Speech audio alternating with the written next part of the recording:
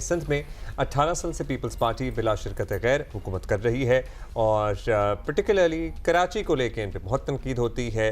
अब कुछ काम भी होते हुए नज़र आ रहे हैं और हमने ताज़ा ही देखा हो मलिर एक्सप्रेस वे शारा भुट्टो खुली, लेकिन बाकी शहर की अंदरूनी शहर की सड़कों का जो हाल है वो भी सबके सामने। और फिर ईद के दौरान और ईद के बाद भी सफाई सुथराई के इश्यूज होते हैं। फिर जो अपोजिशन पार्टीज़ हैं वो ऑब्वियसली इंफ्रास्ट्रक्चर वगैरह की भी बहुत बात करते हैं, पानी के इश्यूज़ हैं, बहुत से इश्यूज़ हैं। Anyway let's talk about it all. Nadir Nabeel Gabol हमारे साथ हैं, तर्जुमान हुकूमत सिंध है, हमारे शो पे आते रहते हैं। नादिर, ईद मुबारक। अस्सलाम वालेकुम। खैर मुबारक। वालेकुम अस्सलाम आपको और आपके तमाम ऑडियंस को। तो हम ये बात बिल्कुल जो अभी हमने की है वो ज़रूर करेंगे आपसे सिंध के हालात की बात, लेकिन पहले ईद की बात हम करना चाहते हैं। So you are in Karachi on Eid usually, या फिर आप कहाँ होते हैं? यस, आई थिंक हमारी फैमिली शायद वाहिद ट्राइबल फैमिली है जो कि इनका गांव भी कराची है। हमारा गांव ही कराची है। कराची हमारा गांव है एक्चुअली। हाँ, कराची ये सोराब गोट, सफूरा गोट, हाँ, जितने और ये तो मशहूर गोट्स हैं, बट लीमू गोट, डिस्को बेकरी के पीछे ये सारे गोट्स होते थे। ये हमारी ट्राइब के गोट्स, मतलब उनके विलेजेस होते थे। okay. और ये बहुत बाद में जाके ऑब्वियसली फिर कराची शहर का शक्ल इख्तियार किया। My great grandfather was twice mayor of this city back in the 1950s and 60s, and he was the first MPA from Liari back in 1936, जो पहला सिंध का इलेक्शन था। तो our family dates back to around mid 1800s in Karachi. So you are home basically on Eid. ये हमारा घर है। मुझे बहुत सारे दोस्त कहते हैं ना कि आपसे ईद मिलने गांव आना है। मैंने कहा भाई कराची मेरा गांव है, इधर ही आओ आप मिलने के लिए। अब बताइए कुर्बानी का क्या सिलसिला होता है? सब लोग कलेक्टिवली करते हैं या बकरे होते हैं, बड़े जानवर ज्यादा होते हैं, क्या होता है? बिल्कुल जी, हम लोग बलोच लोग हैं, हम लोग को शौक है दुम्बे का। गाय, चर्बी, दुम्बा, वही चक्की वाला। हाँ। और वही खाते हैं हम, क्योंकि पहाड़ी लोग हैं, हमारे डीएनए में पहाड़ है। और आपने जब बोला ना चिकन कढ़ाई, तो I take serious objection to it. We just mentioned chicken कढ़ाई for the third day. हमें पता है पहले एक दो दिन। But he doesn't believe in कढ़ाई and chicken. अच्छा, what are the? आपने कहा कि आप बलोच हैं और ट्राइबल फैमिली है, ज़ाहिर है, दुम्बा and everything. What are the dishes that you know which are special to your family? Yeah, traditional कोई। एक तो आप सबने सुना होगा सज्जी इज़ वेरी फेमस। सज्जी के अलावा दम पुख्त होता है। सज्जी जो होता है बेसिकली उसमें कुछ भी नहीं लगाते, हल्का सा नमक लगाते हैं और उसको कोयले के सामने उसको बेक करते हैं। It's very delicious. आप लोग को दावत देंगे।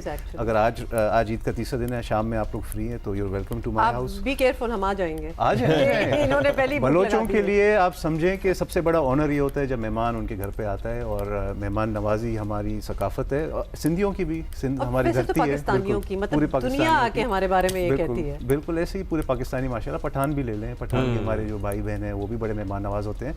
तो that's obviously the most famous dish. इसके अलावा चीज़ हमारे होते हैं, शिलांच उसको बोलते हैं, वो भी आप समझें कि like cheese balls exactly, that's also very delicious. और बहुत सारे रीजनल देखें। तो वो सालन में बनते हैं या वो क्या? वो नहीं, वो अलग से होता है। अच्छा, मसाले वाले स्टार्टर्स में होता है एग्जैक्टली। और दम पुख्त मैंने आपको बता दिया। मीठे में क्या होता है? मीठा तो हम लोग बहुत ही कम खाते हैं, बट वही खीर वगैरह जो नॉर्मल पाकिस्तान। मीठा आप लोग कम खाते हैं which is a good thing, which is a very good thing, a very rare thing. हम तो पाकिस्तानियों का स्वीट टूथ ही हमें मार दिया है। नहीं, मीठा हम लोग कम खाते हैं। और वही जो टिपिकल हलवा।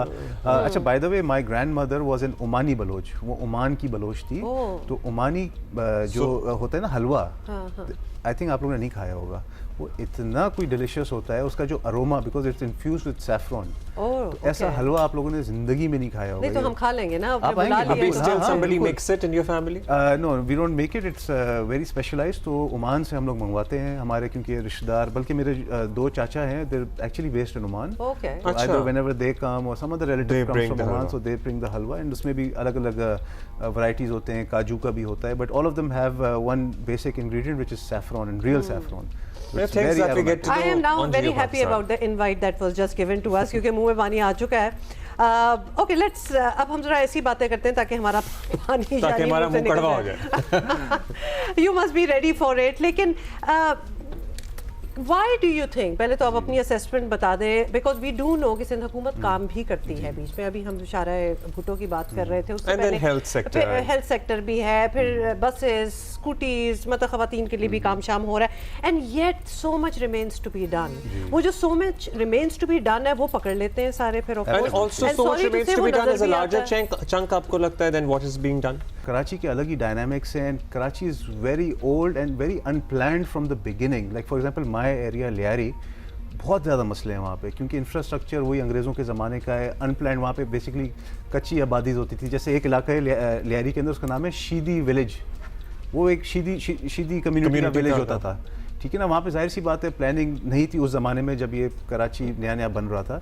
तो अभी वो सारे मसले हमने हल करना ठान लिया है। बिलावल भुट्टो ज़रदारी साहब is announced 25 billion rupees plus का पैकेज, जिसके तहत पूरे लियारी के तमाम जो सड़कें हैं, infrastructure, drainage lines, gas line पे ऑलरेडी काम हो चुका है, तो उसको पूरा रिवैम्प करेंगे एंड वी विल मॉडर्नाइज। देखिए लियारी का तो वो हाल है कि लियारी को आप पूरा उल्टा करें और दोबारा बनाएं। खाली करके मतलब लियारी इतना अनप्लान्ड और इतना मेस है लियारी में। मतलब लियारी की जो मेन सड़क है चील चौक, मतलब हम जब when we didn't used to live in Karachi, हमें कराची में लियारी का चील चौक तब भी मालूम था।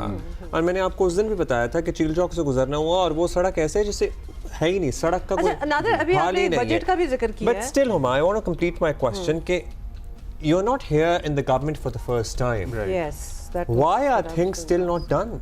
ये तो पहले कर हो जाना चाहिए था। It's absolutely just the scale of things that need to be done is so tremendous, and we have to.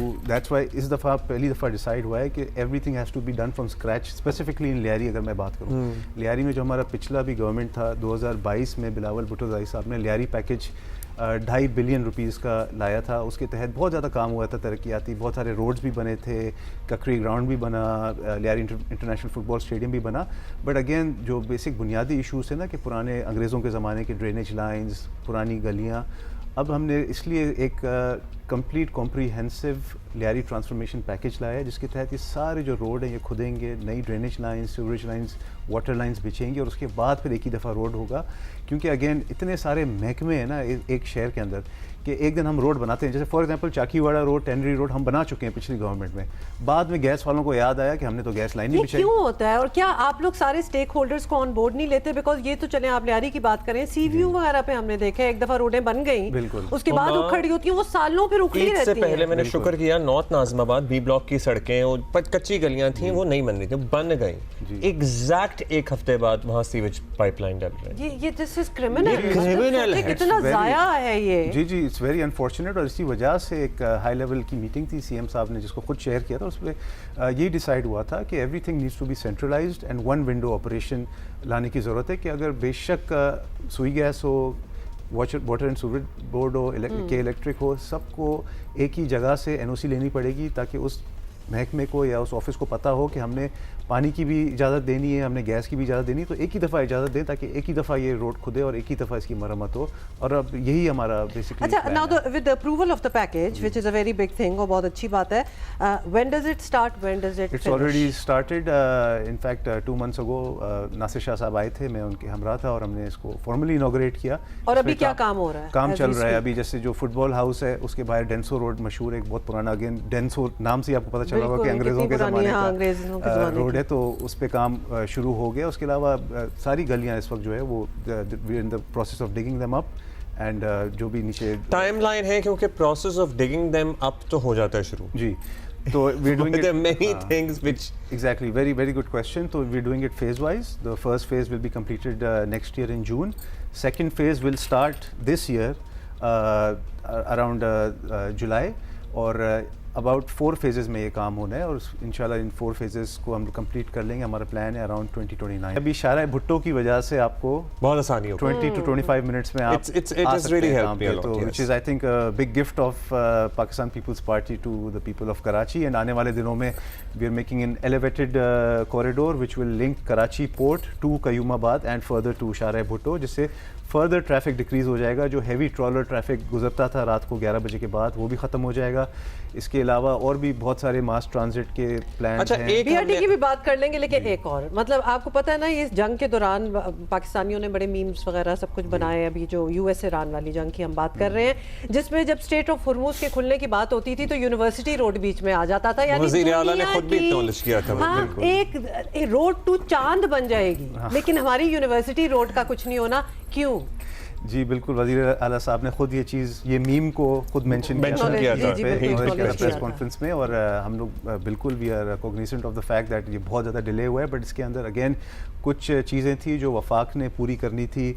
सुई गैस का भी कुछ फैक्टर था, कुछ वाटर बोर्ड का भी था, कुछ के इलेक्ट्रिक का भी काम होना था। डॉलर रुपी पैरिटी का ज़्यादा मसला था, पेमेंट का इशू, पेमेंट के भी इशू थे। और वो देखें जितना डिले होते जाता है उतना प्रोजेक्ट महंगा होते जाता है, तो बिल्कुल एक बहुत बड़ा मिसहैप हुआ है, but at least we acknowledge it and I'll tell you honestly that maximum by the end of July this road shall finally be completed, because अभी हमने यही फैसला किया कि अभी हमने वफाक की फंडिंग या वफाक के जो दीगर इदारों के जो होती है, अब तो आपने दी FWO को दिया, सो होपफुली वो भी हो जाएगा, वो भी साइड रोड्स बाय द वे।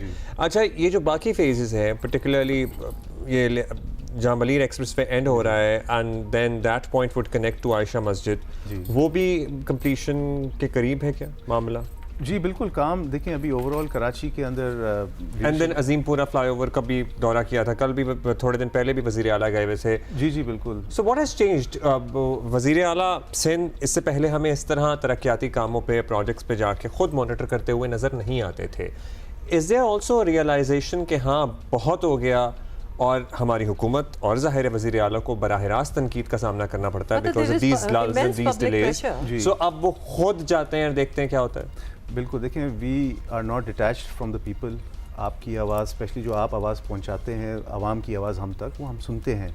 पहले अनफॉर्चुनेटली यही चीज़ें थी कि कुछ प्रोमिसेस वफाक की तरफ से K4 में भी या दीगर मंसूबे में होते थे, तो हम we tried to sort it out with the federal government, but now we have decided that Karachi की आवाम सफ़र कर रही है, इस्लामाबाद में या लाहौर में बैठे लोगों को कोई फ़र्क नहीं पड़ा, उल्टा वो तो आके मजाक उड़ाते हैं। ना सिर्फ ये एक अनफेयर किस्म का कंपैरिजन हो जाता है, वेल अनफेयर और फेयर व्हाटएवर, लेकिन एक वो कांस्टेंट कंपैरिजन रहता है। So now we have decided that you know we will not wait for anybody and बस काम करना है, हमने डिलीवर करना है, और अगले इलेक्शन तक इंशाल्लाह हम इतना परफॉर्म करके दिखाएंगे कराची की आवाम को कि Karachi will vote more than ever for Peoples Party. अगर फॉर एग्जांपल अभी अगर हमारे 6-7 MLAs हैं तो we are very hopeful that will get more than ever. चलिए लेट्स टॉक। अच्छा, एक और मैं जाते हुए सवाल करना है क्योंकि टाइम कम है। धुरिंदर देखी है आपने?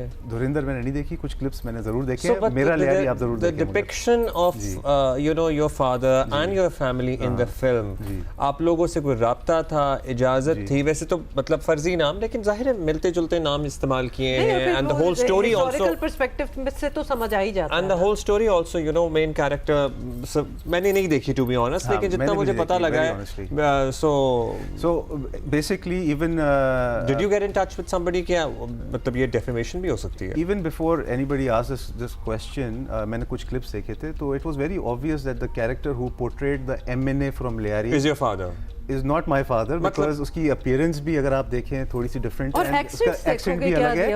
और मजे की बात ये है कि मेरे वालिद ने तो फिर भी इस चीज़ को रिस्पॉन्ड किया। My opinion was that he should basically say कि भाई this guy is not me, but वो जो एक्टर है, I'm forgetting the actor's name, जो भी एक्टर है who's portrayed जमील जमाली, उससे फिर इंडियन चैनल ने ही पूछा, and I can share this clip with you, कि आपने ये नबील गबोल को कॉपी किया या उसको पोर्ट्रे किया? उसने कहा नहीं, मैंने नबील गबोल को पोर्ट्रे नहीं किया, it's a completely fictional character and I have studied several Pakistani politicians, और कुछ चीज़ें मैंने एक पॉलिटिशियन से ली, कुछ चीज़ें मैंने एक पॉलिटिशियन से ली, and the movie itself is fictitious, it's not a documentary. No, it isn't, but they are obviously trying to claim that this is very close to what the dynamics are. देखिए ये तो वही बात हो गई कि 100 बातों में से अगर आप 2 चीज़ें सच या हकीकत पे मबनी कर भी दें, बाकी 98 चीजें आप झूठ बोलें तो आवाम को ये लगता है झूठ ही रहेगा वैसे, और फिर उनकी आवाम को तो ऑब्वियसली यही लगेगा। It's a propaganda. एक फायदा ये हो गया कि now I am getting a lot of fan following from India also. मेरे वालिद की तो जाहिर सी बात है बढ़ गई है, बट अगर मैं भी इंस्टाग्राम पे कोई स्टोरी लगाता हूँ